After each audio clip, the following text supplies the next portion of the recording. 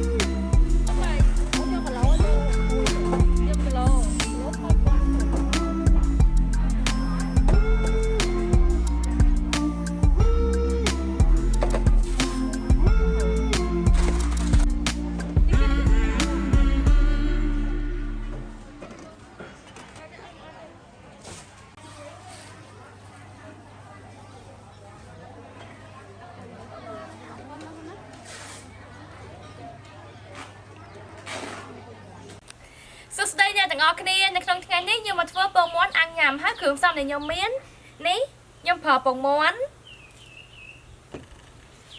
ហើយបន្លែវិញខ្ញុំមានទឹកសក់ជីគ្រប់មុខជីអាណា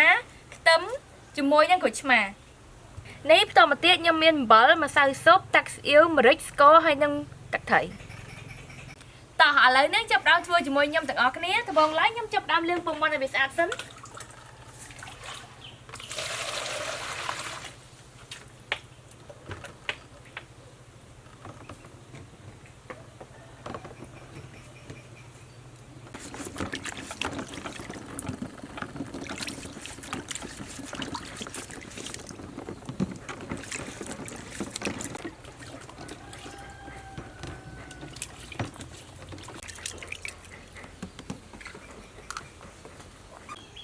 នេះបន្តមកទៀតខ្ញុំចាប់ផ្ដើមគោះពងមាន់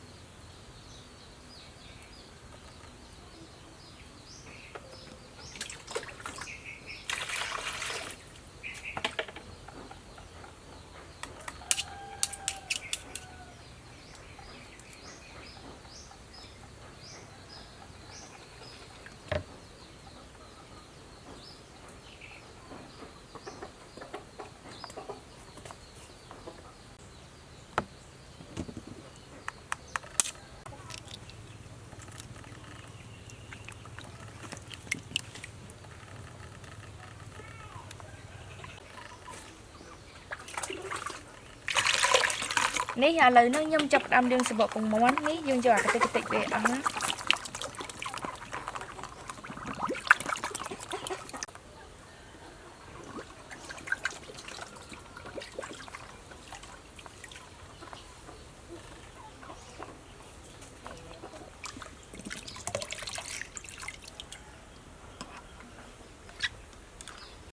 នេះឥឡូវនេះខ្ញុំចាប់ផ្ដើមចូលពងមាន់ដើម្បីយកសំបកវាចេញ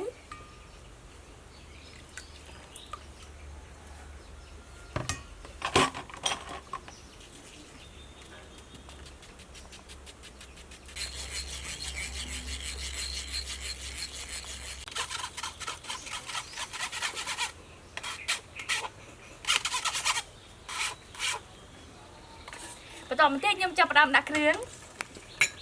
មានម្រេចស្ករសម្សៅស៊ុបអំបិលទឹកស៊ីអ៊ីវទឹកត្រី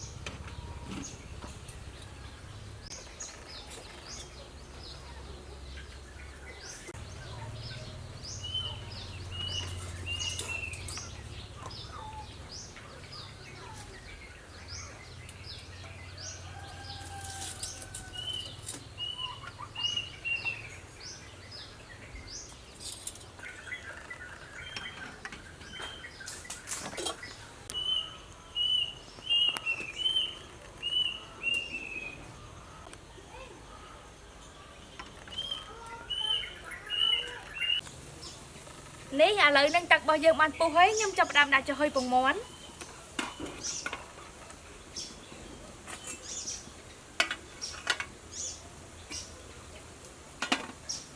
បិទគ្របវាតែយើងអត់បិទឲ្យជិតទេណា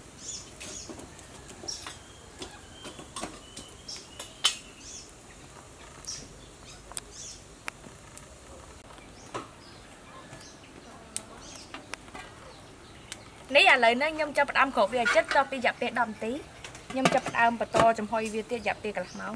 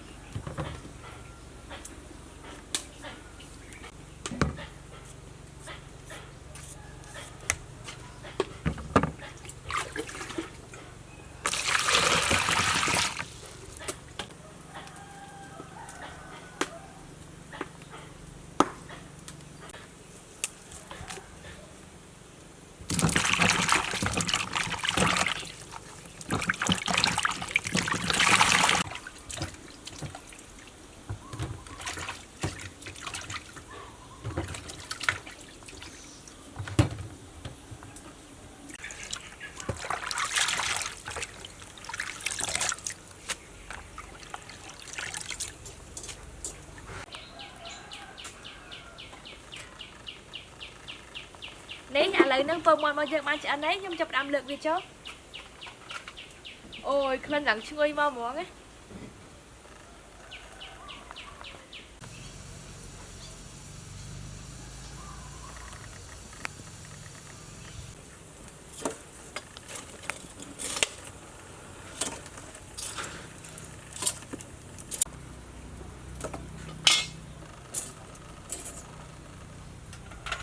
នេះបន្តមកទៀតខ្ញុំចាប់ផ្ដើមដាក់អាំងពងមាន់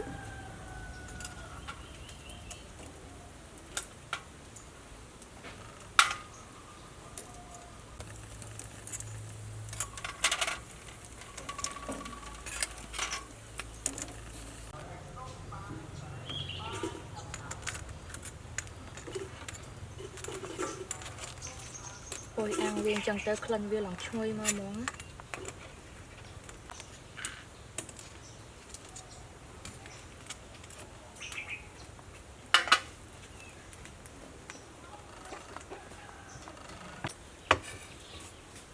ឥឡូវហ្នឹងខ្ញុំចាប់ដើមធ្វើតាំងម្រេចមានម្រេច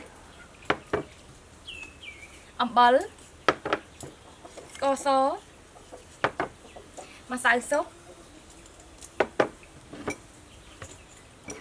ទឹកក្រូចឆ្មា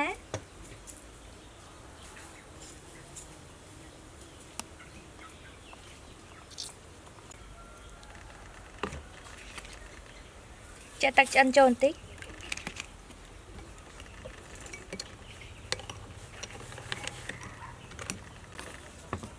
ដាក់ខ្ទឹមសចូល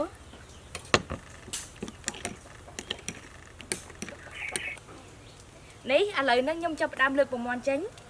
អូយក្លិនវាឡើងឈ្ងុយមកហ្មងណា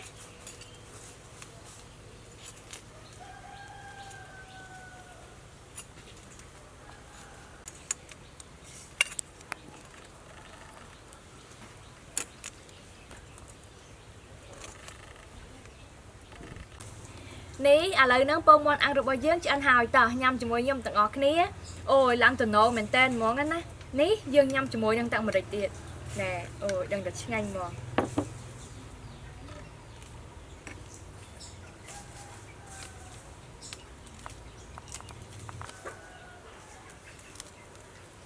អូយនេះពងមាន់យើងឡើងល្អមែនតែន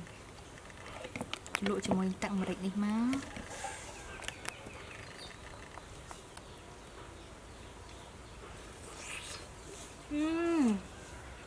ខ្លាំងមែនតើនេះញ៉ាំជាមួយបន្លែរបស់យើងទៀតមក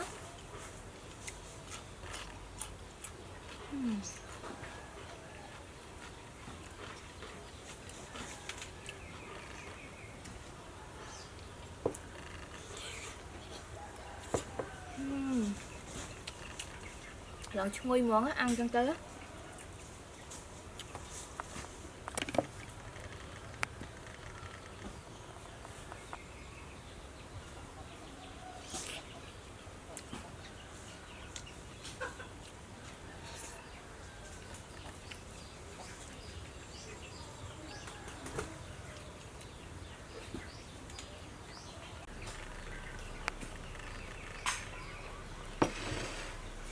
អរគុណអ្នកទាំងអស់គ្នាចំពោះការតាមដានទស្សនាវីដេអូរបស់ខ្ញុំបាយបាយ